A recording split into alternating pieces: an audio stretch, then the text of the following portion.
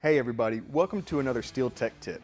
Today we're going to be showing you how to find a replacement seal when a direct fit part isn't an option. There's a few steps we're going to walk you through. Let's get started. Now the first thing you're going to want to do is to see if your vehicle still has the original on it. If it does, that's going to give you a lot of clues into the type of seal you're going to want to replace it with. For instance, we have the direct fit replacement for this Mustang, but let's say we didn't. Once we pull off the original, we see that it's going to be a push-on seal.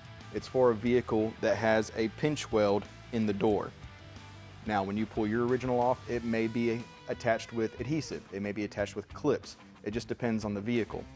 But that will give you the information that you need to find a replacement seal of something that matches. Now, let's say you don't have an original, but you can tell that you have a pinch weld car, which is basically everything from the 70s and up.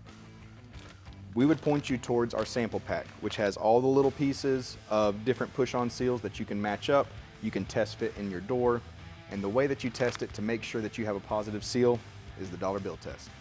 Now the dollar bill test is a very simple thing that you can do to make sure that you're having a positive seal, but you don't have too much seal in there, which makes it difficult to close the door. So with the sample pack, we have lots of different sizes. We picked a few, a little small, medium, and large, and really all we're gonna do to test this is close a piece of paper or a dollar in the jamb, and then all you're doing is really testing the tension that it creates. So you want something that's going to pull on it. That's probably a little too loose, and that one's probably a little too loose as well.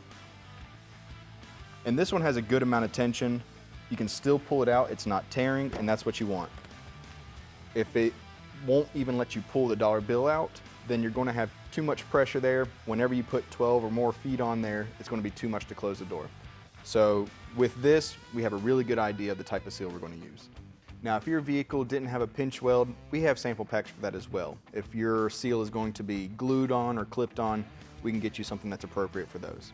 But let's say your vehicle didn't have a seal on it to begin with, like this 31 Cadillac. So to find out our gap size, we're going to use the putty test. So essentially all we're going to do is take some putty and put it in some plastic just so you don't make a mess. And then we're going to close it in our jamb where we'll want to put our seal. And once we close the door, now we have an interior mold of what that gap is. So we can take this out.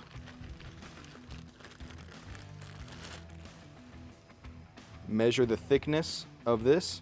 And let's say that's a 1/4 inch. You might go just a little bit bigger so you can ensure that you have a positive seal all the way around the door. And then lastly, you might want to repeat this test at different places around the door to ensure that your gap is consistent. So there you have a few tips that you can do to find a replacement part whenever a direct fit part is not an option.